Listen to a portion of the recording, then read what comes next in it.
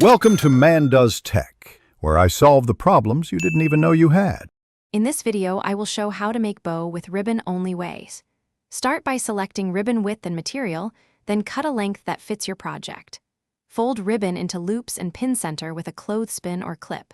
Twist and tuck ends neatly, seal with a lighter or fray sealer, and add a knot or wrap for the center finish. Practice makes consistent bows that hold their shape and look polished.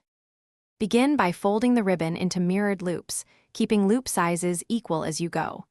Pinch the center tightly and adjust loop fullness until the shape looks balanced.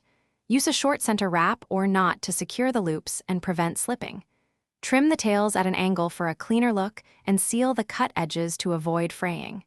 Repeat the steps slowly to build muscle memory and consistent bows.